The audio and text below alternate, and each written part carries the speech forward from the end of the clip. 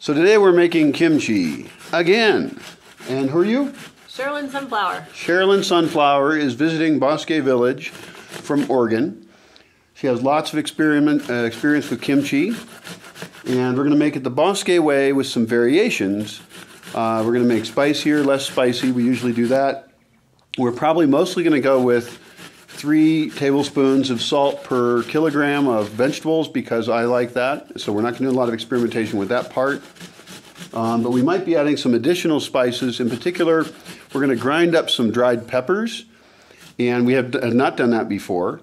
And we're going to. I have done that. She's done that. Yes. And so that sounds fun. Our ingredients are cabbage, carrots, jicama, chayote. We're going to Which is the chayote? It's in the cabinet still. Ah, okay. But oh, there's some down there. Okay. And I'm going to also, we were just talking, I'm going to leave a big piece of carrot in a couple of them to see if the fermentation process can get really closer into the center of the vegetable. So I can check it later when I pull it out, and I'll be like, why is there a big chunk of carrot in there? Oh, yeah, I remember. What do you think is going to happen with that? I think it won't ferment as fully all the way through. I have the same theory, yes. But we're going to prove it. We're all about science and experimentation. We're also adding some apple, which is a little bit of a weird thing to add to kimchi. You've done that before. I have. There's a recipe that I followed, and they add 1 apple just for a little sweetness. It's grated and not chopped, so it kind of, you get the flavor and not the texture so much on the apple. I usually make a ½ gallon at a time and use 1 small apple per batch. I've often added like banana to a curry to just sweeten it up a little bit. Yeah, sure. And nobody even knows it's in there. Yes. And because you're grating it, they'll notice it even less. Yes. Also, a lot of the kimchis we've made have been very chunky, big chunks. We're cutting things a little smaller this time. Seems like that would keep the fermentation closer. It might change the way you eat it. Like, I don't like it when stuff falls off my spoon or my fork. So we'll see about that. And a faster, you were saying a faster fermentation, a more uniform fermentation as well as a little quicker. I would imagine that because there's more surface area per mass. The other thing we're going to do is we're going to take an existing kimchi and we're going to add it to the batch, and that should kickstart the fermentation, speed it up. This is the chayote, and I don't actually know what a chayote is, so we're going to go look that up later. Chayote is a vegetable I had never heard of before I came here. Its scientific name is Sechuim edule. It comes from Mexico. It's spread through Latin America. Now it's all over the world. I grow it here. I believe you can eat the root of it, but I don't want to eat the root because then I would have to kill the plant. And I want it to grow back because it grows back each year. It's a perennial if you don't eat the root. So it's great to find out that it's good in kimchi. I have grown chayotes before, but the squirrels would always eat them. So I grew this kind of chayote, I grew a small white one, or I tried to grow them. And they get a big tuber under the ground, which is also edible. But that tuber shoots up a vine, and then all these chayotes are on it. I failed at growing chayotes for so many years because of the squirrels. But then I started growing spiky chayotes. And the squirrels don't like to eat those. So that's been my chayote successes. Oh, we also have another pepper over there in the garden, which we can use as a fresh pepper in the spicy one. You've got it over here too. Right. Over here and over here. Okay, and I want to make one, because we're making hopefully maybe 4 batches. Mm-hmm. I want to make one that's way too spicy. This is like jicama. It's a lot like jicama. It is? Okay, but it's less crunchy. Crunchy. It's kind of, yeah, maybe, I don't know. Maybe the jicama, like I cooked jicama in a stew this week. Yeah. It never got soft. Wow. Maybe this gets soft once it's, like in the kimchi, I can tell the jicama, it stays firm. Maybe the chayote doesn't stay firm in the... Right. I'll also mention one other thing is we're not peeling anything. I don't like to peel things. I feel like the skin has nutrients. A lot of nutrients, sometimes more nutrients than what's inside. Right. And also I'm kind of lazy, so why do I have to peel something? Like people peel potatoes. Why are you peeling the potato? There's lots of stuff in that skin. Yeah. Now, we're not adding potatoes to this because that's not traditional with kimchi. But I bet you that could be okay, especially if you could do something like really make it fine or even pre-cook it. None of these things are pre-cooked. And so one thing I'd like to encourage with anyone watching this is to get totally experimental with your kimchi. I mean, imagine, this is extra steps, which I want to generally avoid, but imagine if we were to dry all these ingredients and use dried ingredients and then only rehydrate as much as we had to, the flavor density would just be intense. You'd have to dry it after it was fermented, though. No, I'm thinking dry it first, cut it up, and then put it into salty water. It'll rehydrate in the salty water. The salt's going to go in further to the thing. And even also, especially if you were using something already had an active culture a lot, that dried thing would suck in the active culture into the vegetable. I mean, I'm just making stuff up, but that's my point. But I think you're doing an extra step. The whole drying process is actually really intensive, right? Right. And so the whole point of kimchi is you're making something that does keep. Right. Right. So you've made You're doing something that's two preservation processes. Right. Exactly. So I wouldn't be interested in that. I'd be interested just as an experiment. Yes, I can understand that. Yeah. But yeah, in general, I want less steps. And in general, I think people make things too complicated. But in this environment, we're trying to look for different weird solutions. Right. So I'm up for trying it, but not today. So now we didn't cut up all the apples. This is 5 apples? Yes. Okay. Small apples. 5 smallish apples.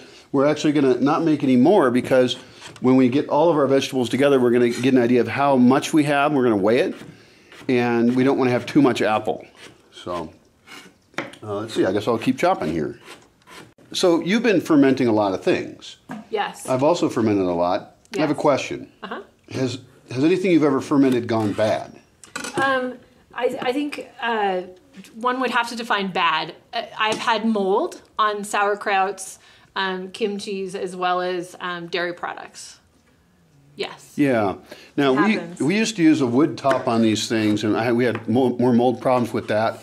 Also, when we experimented with using less salt on this, we had more mold problems. I guess my question is pretty general. For beer brewing, I only had 2 bad batches, and that was when I decided, I thought to myself, I'm being too picky about being really clean. Now, you don't have to be sterile. You don't have to make everything perfect, but I was like, I think I'm overdoing it. Right, depends a lot on what you're fermenting. Yeah, dairy. Right. You want more sterile. I haven't done dairy except a little bit of cheese experiments. Anything with meat. I mean, there's people who ferment meat out there. I would tend not to do that, partly because I have a lot of vegetarians come through, and the default food here is vegetarian. Of course. But I guess you'll kind of learn, like, we're using, these plastic things are imperfect. I would like a different kind of container. What other kind of container could I use? So they make really expensive crocks that have a lip on them. So the deal with the fermenting stuff like this is air, right? You want less air. So you have these, and you have those really sweet glass that fit perfectly, right? That's exactly what you want. That pushes down any bubbles that come up. The surface of the actual food isn't ever touching the air. Right, the food's under the liquid, and it's being pushed down by the weight of the glass. Right. And they also have these crocks similar to a carboy when you're making beer that you do the airlock. So there's an airlock that I believe water can go in there. The lid goes on. Air can bubble out, but it can't bubble back in. Can't get in, right. Right. And you can buy those online. I actually have girlfriends right now who are making those crocks handmade. So it's not only a nice crock that's very useful, but it's beautiful beyond all get out. That's up in Oregon. We were using plastic to do our fermenting in. There are lots of other options, some of them more ideal. Crockery is a great way to go, and there is a company, Rasa Clay Works on the Oregon coast, that makes functional pottery.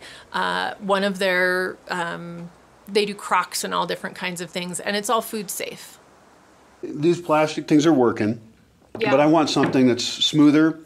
These plastic things get little scrapes on them, perhaps, and little organisms could hide in them. And it's plastic. Yeah, and we are using a very non-clean process, and I think that's one thing that's important to note is that some people are very afraid of fermenting, but it's actually, if you do it anything close to right, you're very likely to have great successes. I know that Sandor Katz, who wrote Wild Fermentation, his attitude is pretty lackadaisical. He's just like, hey, just rot stuff and eat it. Yeah. And mostly you can do that. You can tell if it's wrong. Right, it'll smell bad. Well, and there's different kinds of molds. There's those molds that are like, oh yeah, that's fine, skim it off. And then there's the molds that, no, we're not touching that mold. There's, you get to know your molds, right? You become intimate and know what color to avoid. And black's not good. You don't want black. Right. Well, and mold itself is not so bad. I mean, yeast is a fungus, isn't it? So yeast itself that makes beer, which, by the way, alcohol is yeast piss. I like to say that because it's gross. In a lot of these, so it depends on the organism that you're actually having in there. We're not, in this case, we're going to add something from the previous batch to speed this up. Inoculate. Inoculate, right? But normally we just have whatever's out there in the air or on the vegetables just starts doing its thing. And I understand that in some Asian countries, there's a difference between where they make their kimchi by that natural air, yeast air. And it's the same with sourdough breads. Right. People that they don't always do the starter, but where the starter came from changes the flavor of the bread because of the natural yeast in the air when the starter was created. Right. Yeah. So it gets really complicated. Well, also I've thought about this is if we have a really particularly good kimchi, like if someday we have a kimchi and we just say, wow, this is surprisingly way better than the other ones, then that's the one we want to use to infect the other ones. Yes. And we might go for years just kind of ranching this little microorganism. This is certainly true with yeast. I mean, we've spent centuries now selecting yeasts out for different kinds of materials that they ferment, different kinds of grapes. That's why we have different kinds of beers, and so that's why, I happen to like champagne yeast for making mead. And we could almost get as complicated with this organism. Do you remember the name of this organism? Oh, for the kimchi? No idea. I don't remember the name either. Luckily, we don't have to know. That organism doesn't even know its own name. The lactic acid we couldn't remember was Lactobacillus plantorum. There are other organisms at work in the process, but that is the primary one. Thanks for joining us for this kimchi stuff. I just remembered I forgot to mention the garlic. Oh, and the ginger. Ginger. Yeah. I like that idea. I have dried ginger. I like fresh. And I do have fresh on land. So that's right. You got some at the market down in Aranga. Yes. Now, I didn't plant a lot of stuff this year, so I didn't grow the things we're using. But luckily, fruits and veggies are super cheap here. They're super local because we're in an awesome climate. And fresh and abundant. I'm blown away at the market that we went to and what was available. It's food paradise. And this is rural. If you go to somewhere bigger, then you're going to get an even bigger variety of unusual things.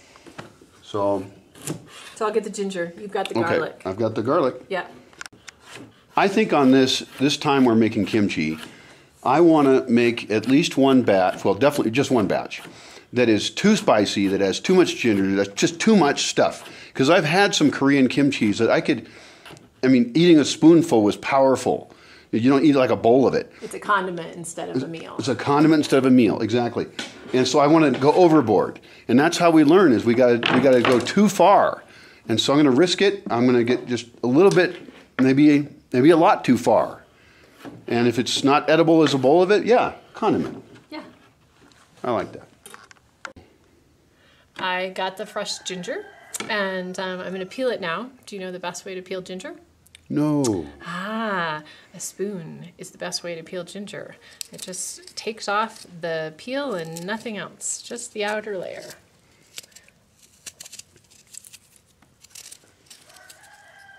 Ta-da. So you're just going to cut the ginger up and put it in chunks? I'm going to grate it. I like a finely grated ginger because I want the flavor more than the texture. And the texture of ginger has, it's kind of fibrous. Right. So you have to mince it really fine to get the flavor distribution that I want. So I'm going to do a fine grate as compared to a coarse grate that I did the apple on. Sounds great. Great. So what kind of cabbage is this that we're using? This is just cabbage from the market. I don't know. What kinds of cabbage are there? Well, when I make kimchi, I typically use a Napa cabbage. Napa. And I think there's many different different kinds of cabbage. If I think of like the seedless that I look at, I think there's quite a few different ones. Right. Napa's typical, I think, for kimchi. Any cabbage can work to be fermented. Sauerkraut is all kinds of cabbage. Right. This is essentially an Asian sauerkraut. Right, it's a sauerkraut that's less boring. Right. Yeah. Yeah. So the More Napa one, though, flavorful. the Napa one is what you're used to. But it probably doesn't matter. I did try a purple cabbage, and it colored the kimchi a lot. Yes, and I yes. prefer to see the colors of each ingredient. It's like adding beets. We added beets, Right. and boy, you couldn't see anything but red. Right. So For some things that might be appropriate, but Yeah. only certain times a year maybe. maybe. Yeah, I mean, it's all just what you want. But yeah, I would watch out for things that color it all if you don't want that, and I don't want that. Right. That looks like a great cabbage to me, so I'm Yeah, fine with it. it's Now, beautiful. You peeled off the outer leaves because they're a little bit old. Right. And you're cutting off the middle of it. Are you going to use that or not? I'm not. That's the heart. Yeah. You can see it's a little She cut, denser and yeah. she cut its heart out. I cut its heart out. We could probably still use that for something. But we got so much vegetable matter here. I'm just going to toss this in the compost, yeah? Yeah. Yeah. But I'm sure we could stir fry that if we wanted to. Sure, probably. Yeah. That's the other thing is how much kimchi you should make. I tend to think that everything kind of has its proper scale depending on its context. And we're making quite a bit of kimchi here.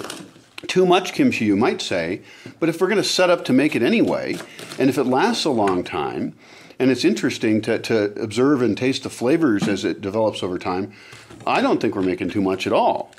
Also, I want to be ready when people come here, when there's more people, to have food ready to go to serve them. And so kimchi is a great way to do that, because then you've pre-prepared your food. I ate a half gallon of kimchi last week.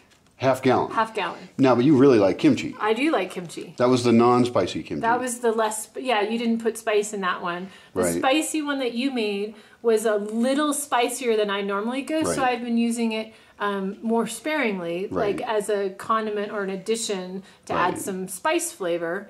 Whereas the other one I just will eat because it's really good. Right. Like a fried egg and tortilla and kimchi, that's breakfast. That's Yeah, great. kimchi just has been really fulfilling as a snack, too. Yes, It's great. yes. Now, in the last one, the one that she says is spicy, we use this chili guero, and it's one of my favorite chilies because it's kind of spicy but not very spicy. So for me, that kimchi was not that spicy. I'm going to make at least one batch that will be very spicy this time, and we'll decide what we do with these. We only have a couple of these. And you use fresh pepper. And Yeah. typically in my kimchi and all the recipes I see, it's a powdered Asian, like a cayenne, but an Asian Right. version of a cayenne.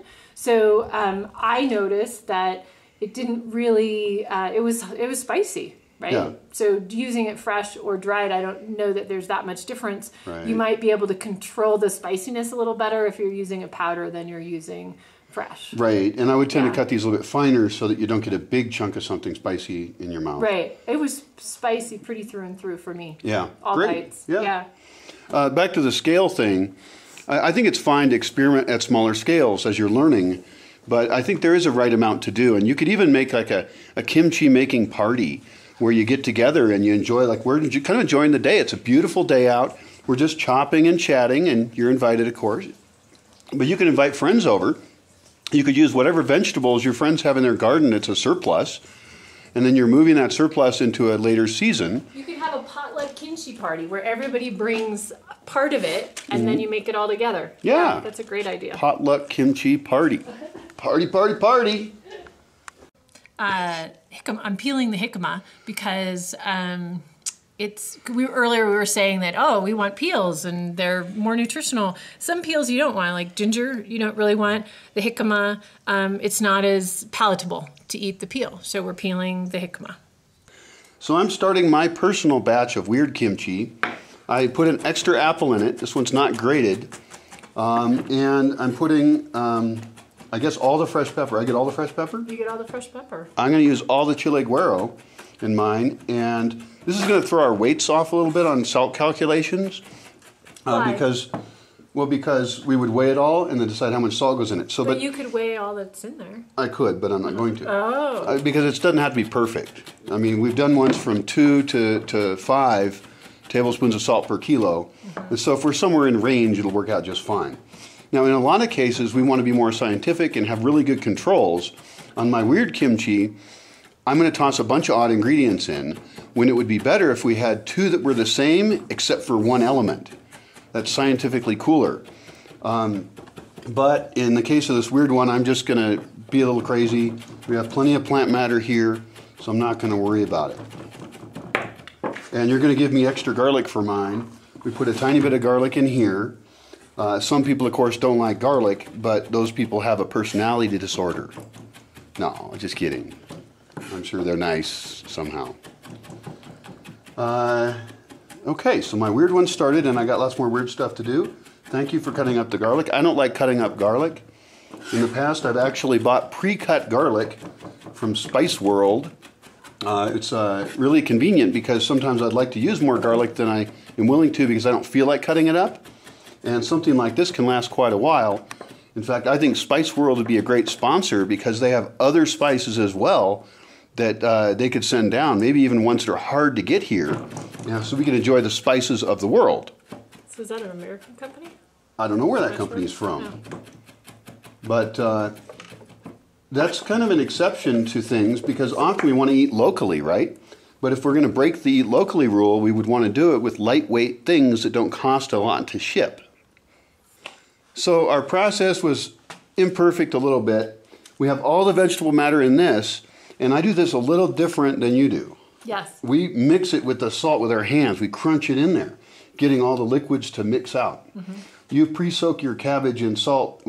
You don't soak, you just put salt on it. I salt my cabbage overnight, and all the liquid comes out of the cabbage, and then I rinse that, and then add the vegetables and add the brine for the... And you don't squish the salt into all your other vegetables? No, I wait the cabbage overnight, right. Yeah, so it gets squished. But no, the rest of the veggies don't get squished. So we have a different process. I'm sure either one works. I have a scale here. Now, what we're weighing here is this container and the vegetable matter. We could estimate or even weigh later this thing. We could remove we should have weighed the yellow thing beforehand, and I don't have another one to weigh of this size. We'll just not worry too much about it. It works out. What we've got here in this container, with the container, is 8 kilos plus almost another kilogram. I'm just going to say it's 9 kilos. This is 9 kilos. No, we would go the other way because of the other way because of the container. Yes. Right. So we're going to say it's 8 kilos. Do you think the container is going to be more than a kilo? I don't think the container's a whole kilo. Kilo's 2 but point you something. Said 8 point what? It's almost 9 kilos. Oh, okay. And so we would take a little bit off for the container. We could call it 8.5 kilos. Okay. I kind of want to weigh that green container over there because it's going to be less than that. Sure, we can weigh that green container over there. Okay. But for now, we're just going to say this is 8 kilos of stuff.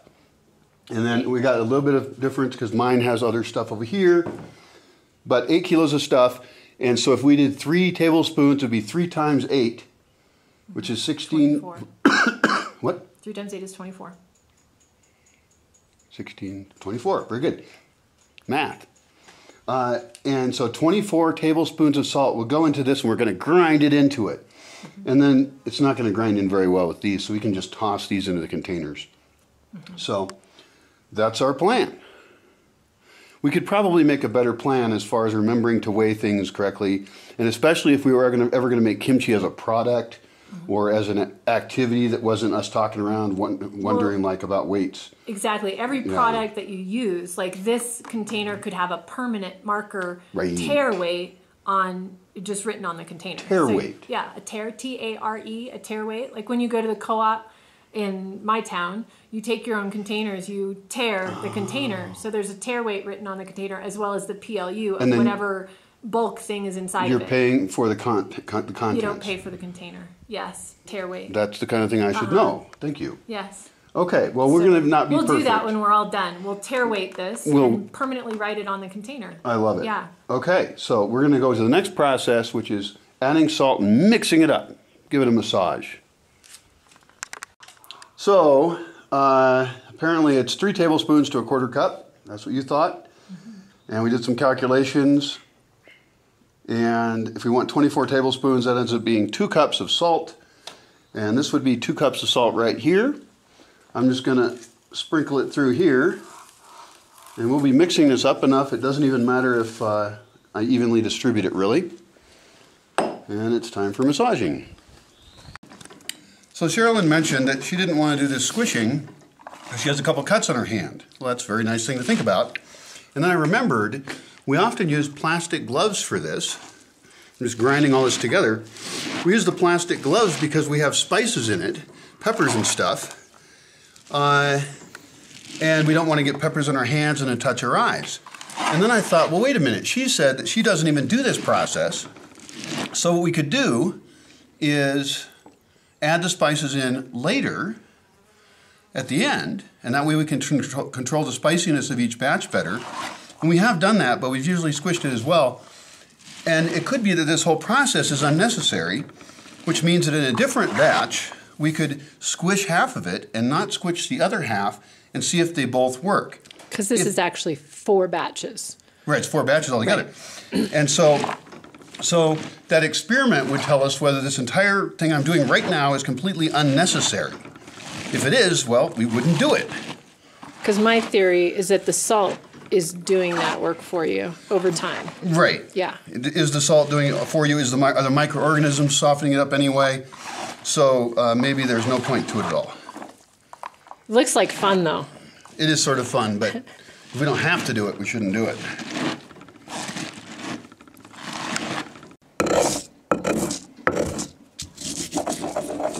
So I'm grinding up a pepper, a hot pepper, to add to my batch of kimchi with a molcajete, a mortar and pestle.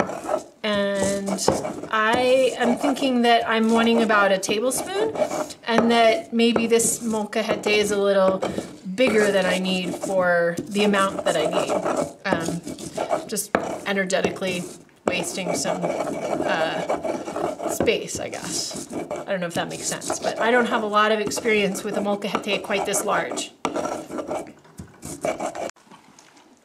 So the one big batch is becoming 4 smaller batches, and each of those smaller batches have different things going on with them for different reasons.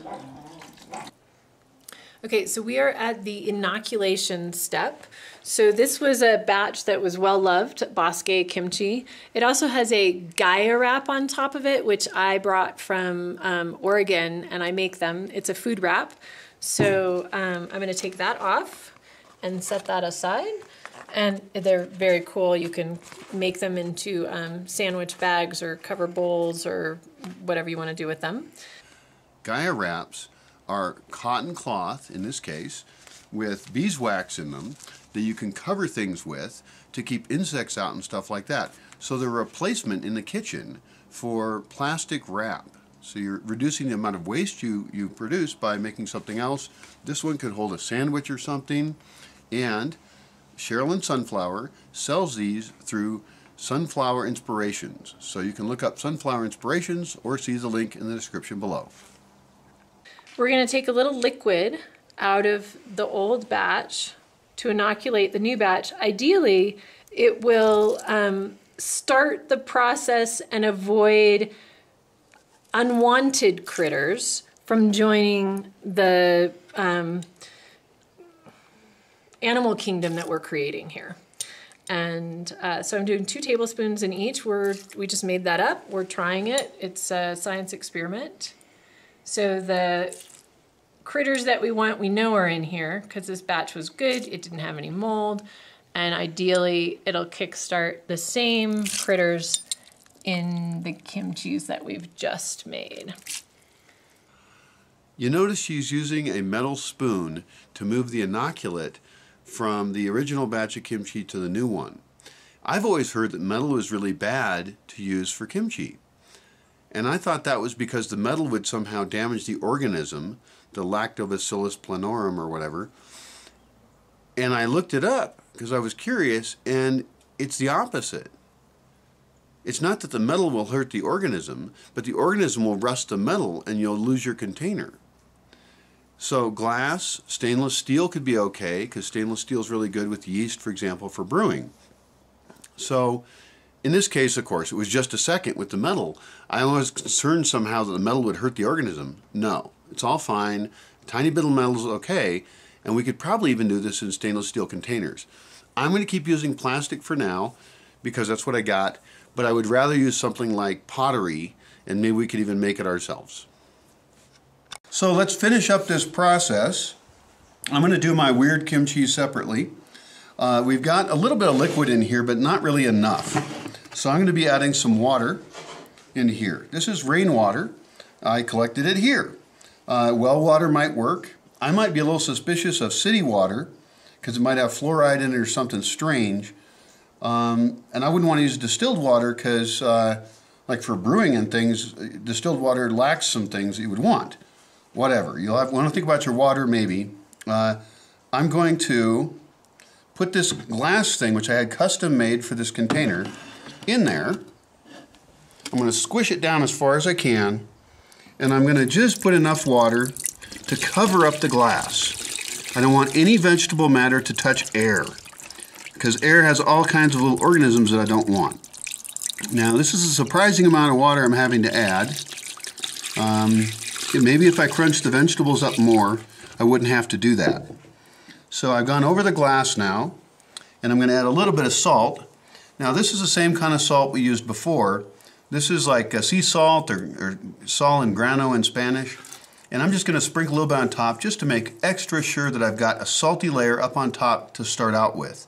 Of course, that will all mix in anyway. It looks like I've actually got a few air bubbles in there. I'm going to move my glass thing around a little bit and try and squish the air bubbles out. You know, and if it's not perfect, that's okay. No big deal. So salt has no iodine or fluoride in it. And this guy's almost ready to go, but I still have an open top. I don't like that. I don't like that an insect might come in and touch this, or that something might fall into it. So what I'm going to do is I'm going to take a cloth and I'm going to put it over the bucket, and I'm going to be extra sure by putting a glass circular top on it. That should kind of keep it pretty well sealed. I'm going to wait a couple weeks before I even try this, and I usually like at least 3 weeks to 4 weeks of fermentation. But in this case, we also added the inoculation. We added a little liquid from the past batch, which is going to speed this up. So thinking about it, I want to try it a little sooner, because it could be that in 1 week it says tangy and has that nice flavor that it would have had in 3 weeks if I didn't add it. We'll have to try another experiment where we inoculate one with the exact same recipe as when we didn't inoculate, and we can see how much difference there is. That's how we're going to learn. Always through experimentation, trying to be a little bit more scientific. I like to have fun. So this kimchi is normal kimchi so far, but it's not going to be normal for long. I'm going to put in there limes. These are some old limes I had that I might as well not throw out. So just a little bit of juice from these guys. And we'll use this lime squeezer. Get that juice in there.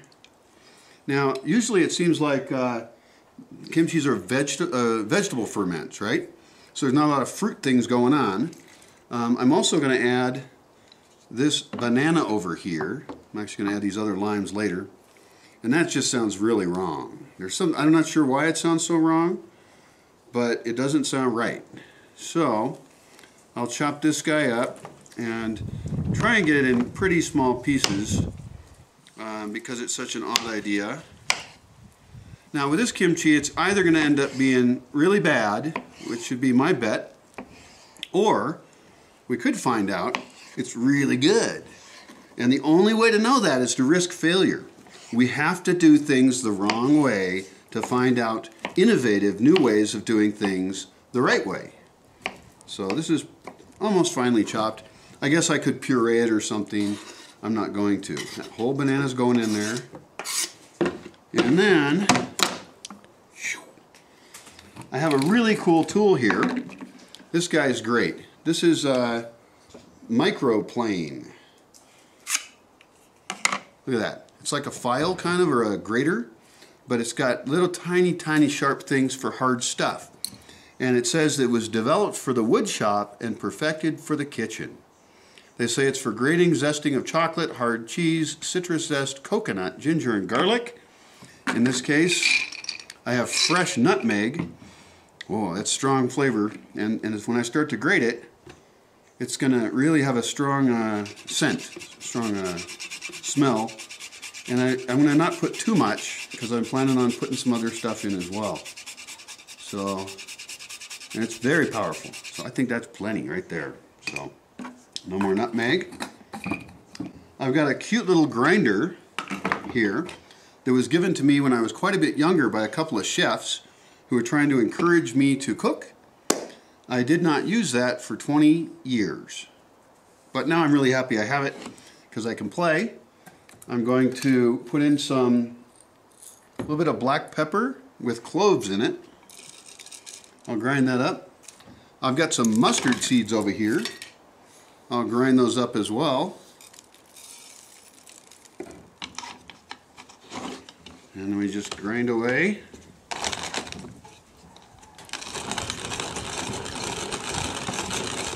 I usually use this for black pepper.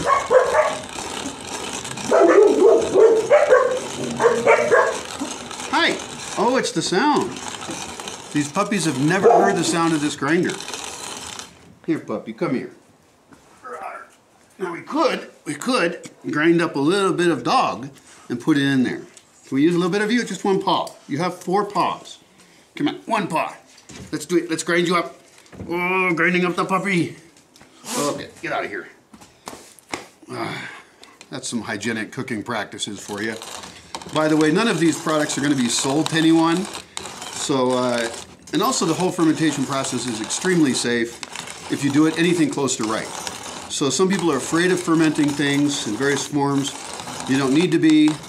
Buy a book, read about it. You don't need to trust some guy on YouTube or anything. But let's see what we got in here. Oh yeah, look at all that stuff. So I'm gonna, that's probably even too much. I'll just sprinkle a little bit on there and I'll use the extra stuff for something else. And I'll do one more ingredient. This is too many ingredients, you'll notice. But this is how we learn. This is dried ginger. I use my microplane again. And this would be really hard to chop up. So this tool lets me put those little pieces of ginger in there. Oh yeah. This is exciting. This is a really fun part. The other fun part we'll get into later is making a production level process where we could actually make a kimchi to sell. And that's why we're doing all these experiments, is to find out what's exciting, what's innovative, what things can we do here with the ingredients we have. I'll just mix this in here a little bit. And it probably is important I mix it in pretty well because later on when we try this, we'll just be using a ladle to scoop some out. And I want to make sure these flavors mix in really well. You'll notice my big piece of carrot right there. That's an experiment to see what happens and how far in it ferments. So this is a great batch. Oh, it smells really interesting. I think this, I'm really hoping, even though I said I'm pessimistic, I'm hoping this is the best kimchi we've ever made here, and that we end up next time doing variations on this recipe and finding out which of the ingredients we liked more than others. Well, that's ready to be topped off, and we'll put it in a nice dark spot, and I want to test this in about a week to see what happened. As always, I note what I put in each kimchi, and I put the date on the batch as well, so we can remember when we made it.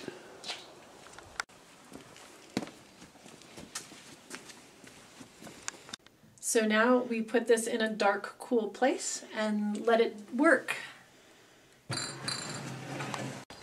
Cool, well, thanks for joining us, and thanks for all your help. One of the benefits of having so many people come through who have done their own experiments is that we can learn, mix our ideas, and come up with better solutions for the whole world. Thank you so much.